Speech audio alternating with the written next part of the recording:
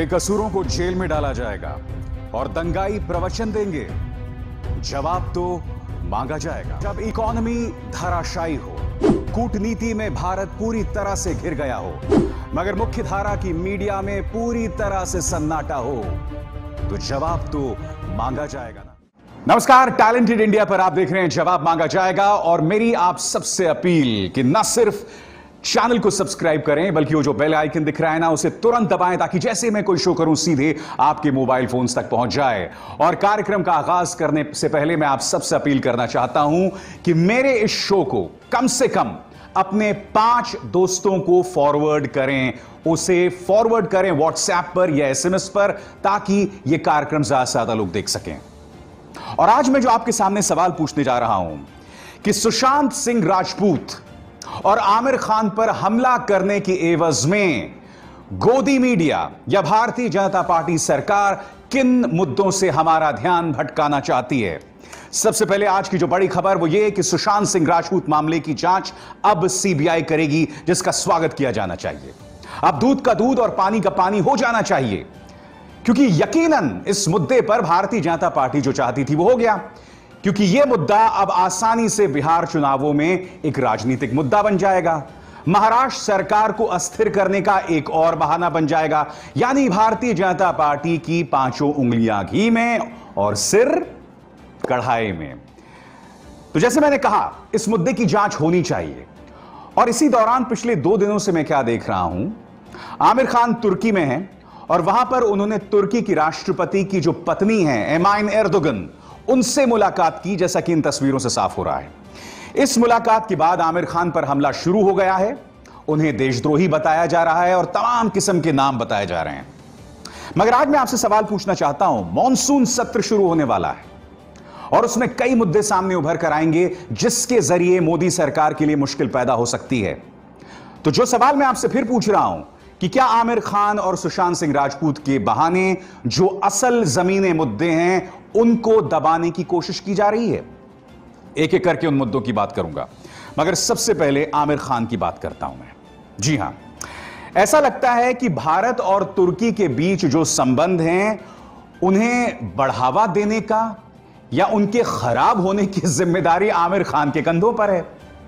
आमिर खान ने तुर्की की राष्ट्रपति एमाइन एर्दोगन से मुलाकात कर ली और उन्हें देशद्रोही बताया जा रहा है। क्यों बताया जा रहा है? क्योंकि प्रचार तंत्र का यह मानना है कि तुर्की के राष्ट्रपति भारत विरोधी हैं। 370 पर जब संयुक्त राष्ट्र में यह मुद्दा उठा था, तब एर्दोगन ने भारत के खिलाफ और पाकिस्तान के पक्ष में बयान दिया था, जो बिल्कुल सही है। मगर आज मैं आपसे पूछना चाहता हूं, अगर आमिर खान ने एक देश विरोधी काम किया, तो तुर्की के अंदर जो हमारे राजदूत हैं, जो आपके स्क्रीन्स पर हैं, संजय पांडा, वो आमिर खान की तारीफ क्यों कर रहे हैं? क्या कहा, मैं आपको पढ़ के सुनाना चाहता हूं। That special moment first lady Emin Erdogan receives India's cultural ambassador and one of our finest exponents of meaningful cinema, Amir Khan, on a location scouting trip to Turkey for his latest film.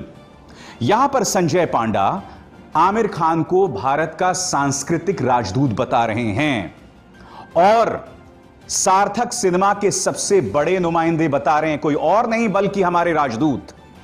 अब दिक्कत क्या है ना दोस्तों, news channels जो आपको कचरा या जहर परोसते हैं, वो देखने के बाद आप लोग तो पूरी तरह से यहां से खाली हो जाते हैं और भक्तों के भी यहां पूरी तरह से सन्नाटा है। आप खुद देखिए ना, हमारे राजदूत उसका स्वागत कर रहे हैं, तो फिर आप आमिर खान को क्यों एंटी नेशनल बता रहे हैं? बात वहां नहीं रुकती है। जब राष्ट्रपति एर्दोगन ने संयुक्त राष्ट्र में भारत के खिलाफ बयान दिया था कश्मीर के मुद्दे पर, तो मैं आपसे पूछना चाहता हूं, क्या प्रधानमंत्री नरेंद्र मोदी ने अपने मुंह से एक भी शब्द निकाला था उनके खिलाफ? क्या किया था भारत ने? मैं आपको दिखाना चाहता हूं। सबसे पहले इस खबर के मुताबिक, जो इस वक्त आपके स्क्रीन पर है, जैसे ही एर्दोगन ने कश्मीर पर बयान दिया, प्रधानमंत्री नरेंद्र मोदी ने अपनी तुर्की यात्रा को रद्द कर दिया। दूसरी बात, यही नहीं, उन्हें एक संदेश देने के लिए तुर्की को एक संदेश देने के लिए भारत ने तुर्की के दुश्मनों से मुलाकात की। इस खबर के मुताबिक जो आपकी स्क्रीन पर है, जैसे ही संयुक्त राष्ट्र में राष्ट्रपति एर्दोगन ने कश्मीर पर अपना बयान दिया, मोदी ने साइप्रस के राष्ट्रपति निकोस से मुलाकात की, जो कि तुर्की का दुश्मन है। यही नहीं, बात यहां नहीं रुकती है।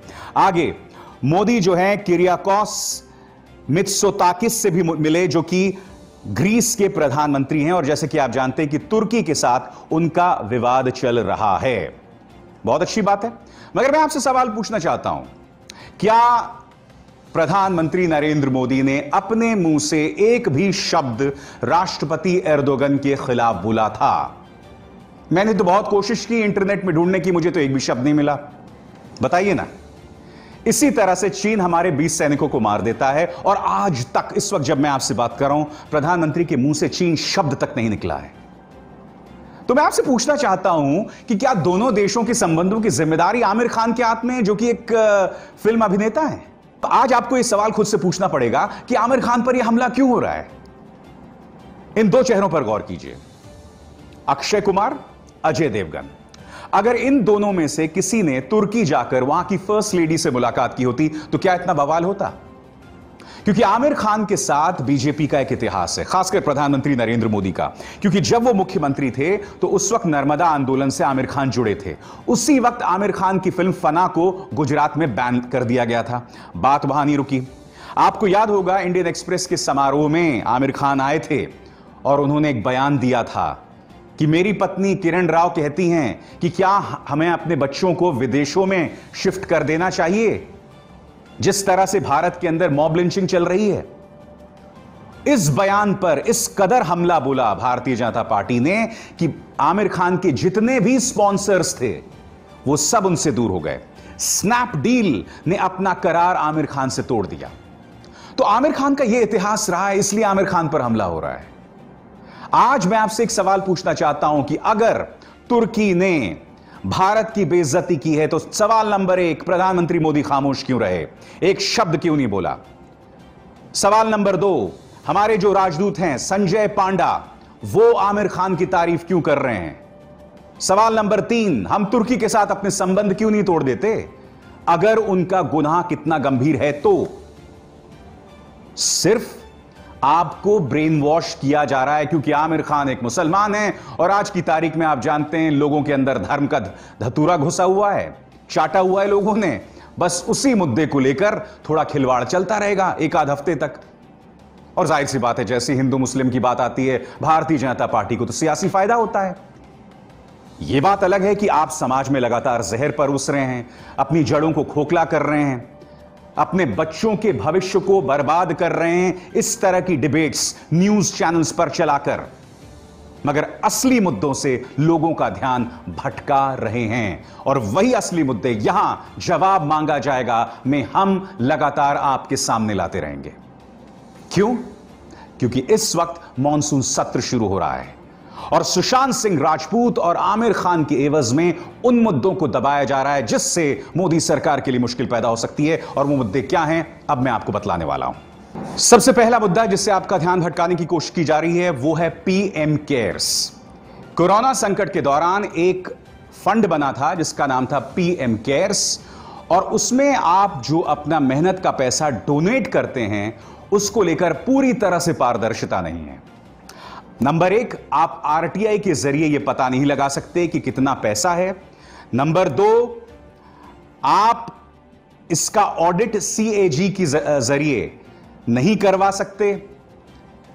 और यही नहीं, सुप्रीम कोर्ट का एक फैसला आया है जो कि बहुत करारा झटका है, क्योंकि यह अपील की गई थी कि पीएम केयर्स का जो सारा पैसा है वो एनडीआरएफ में डाल दिया जाए। एनडीआरएफ क्या है? National disaster relief fund. क्योंकि जैसे ही आप एनडीआरएफ में पीएम केयर्स का पैसा डाल देते हैं तो एक एक पाई का हिसाब सामने उभर कर आता है, क्योंकि एनडीआरएफ में आप जितना भी पैसा डालते हैं उस एक एक पाई का हिसाब उनकी वेबसाइट में है, मगर पीएम केयर्स में इसका कोई प्रावधान नहीं है। अब मैं आपको बतलाने वाला हूं कि सुप्रीम कोर्ट का जो आदेश आया है उनका क्या आदेश है। सुप्रीम कोर्ट ने कह दिया कि नहीं साहब, एनडीआरएफ में पीएम केयर्स के पैसे को डालने की जरूरत नहीं है। अब मैं सुप्रीम कोर्ट के फैसले पर टिप्पणी नहीं करना चाहूंगा, मगर पीएम केयर्स को लेकर प्रधानमंत्री कार्यालय जो लगातार पारदर्शिता की कमी दिखा रहा है वो चिंताजनक है। मैं आपको बतलाना चाहूंगा, ओएनजीसी ने 300 तो एनटीपीसी ने 250 करोड़ रुपए, 38 पीएसयूज ने पीएम केयर्स में सीएसआर फंड से दिए 2105 करोड़ रुपए। यह बात कोई और नहीं बल्कि इंडियन एक्सप्रेस ने अपने आरटीआई के जरिए पता लगाए। मैंने आपसे कहा कि आरटीआई के जरिए आप पीएम केयर से कोई जानकारी हासिल नहीं कर सकते, मगर इंडियन एक्सप्रेस ने जो तमाम जानकारी है इन पीएसयू से पता लगाया है। और यह रिपोर्ट क्या कह रही है मैं आपको पढ़ के सुनाना चाहता हूं। कई चौंकाने वाले पहलू हैं। द इंडियन एक्सप्रेस ने 55 पीएसयू कंपनी से आरटीआई के जरिए पीएम केयर्स फंड में दान का ब्यौरा मांगा। इसमें 38 कंपनी से प्रतिक्रिया आई, जिसमें सामने आया कि पिछले 5 महीनों में इन कंपनियों ने 2019 से 20 और 2021 के अपने निर्धारित बजट से 2105.38 करोड़ रुपए का योगदान किया है। गौरतलब है कि इससे पहले 28 मई को, अब इस बात पर गौर कीजिएगा जो मैं आपको बता रहा हूं, गौरतलब है कि इससे पहले 28 मई को इंडियन एक्सप्रेस ने प्रधानमंत्री कार्यालय से भी चंदे से संबंधित जानकारी मांगी थी। हालांकि तब पीएमओ की तरफ से इसे देने से इनकार कर दिया गया था और pmcares.gov.in पर अन्य जानकारी के लिए कहा गया था। तो इंडियन एक्सप्रेस को यह जानकारी कहां से मिली? इन पीएसयू से। मगर प्रधानमंत्री कार्यालय ने यह जानकारी देने से मना कर दिया। यह आपका पैसा है, क्योंकि इसमें आर्मी भी पैसा दे रही है, इसमें भारतीय रेलवेज भी पैसा दे रही है। और भारतीय रेलवेज कहां से पैसा दे रही है? आप ही के जेब से निकाल कर दे रही है ना, क्योंकि आप टिकट का पैसा देते हैं, आप टैक्स भरते हैं और आपका पैसा जा रहा है पीएम केयर्स में और उसका कोई हिसाब नहीं है, उसकी कोई जवाबदेही नहीं है। क्या इस मुद्दे पर सरकार को कटघरे में रखने की जरूरत है कि नहीं? सुप्रीम कोर्ट ने एनडीआरएफ के सिलसिले में आपके पक्ष में फैसला सुना दिया, मगर क्या इन मुद्दों पर हम आंखें मूंद लें? बताइए।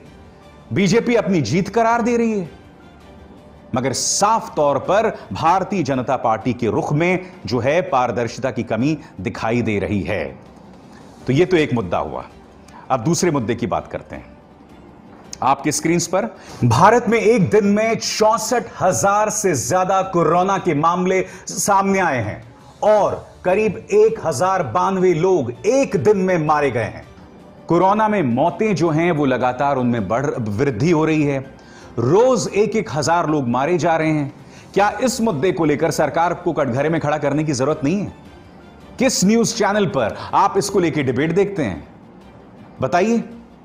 मैं फिर आपसे कह रहा हूं, सुशांत सिंह राजपूत के मामले में सीबीआई की जांच बहुत अच्छी बात है। आमिर खान के ऊपर अगर आप मुद्दा उठा रहे हैं तो चलिए उठाइए, मगर इसकी एवज में किन मुद्दों को दबाया जा रहा है, क्या आपको यह सवाल नहीं पूछना चाहिए? बात यहां नहीं रुकती है। इस खबर पर गौर कीजिए। इस खबर को कायदे से उठाना तो चाहिए था मीडिया को, मगर राहुल गांधी उठा रहे हैं। कोरोना का कहर, अप्रैल से अब तक 1.89 करोड़ नौकरियां गईं। खबर क्या कहती है? पिछले महीने यानी जुलाई में लगभग 50 लाख लोगों ने नौकरी गंवाई। आंकड़ों के अनुसार अप्रैल में 1.77 करोड़ और मई में लगभग 1 लाख लोगों की नौकरी गई। जून में लगभग 39 लाख नौकरियां मिली, लेकिन जुलाई में करीब 50 लाख लोगों की नौकरियां चली गईं। इस मुद्दे पर राहुल गांधी क्या कह रहे हैं आपके स्क्रीन पर?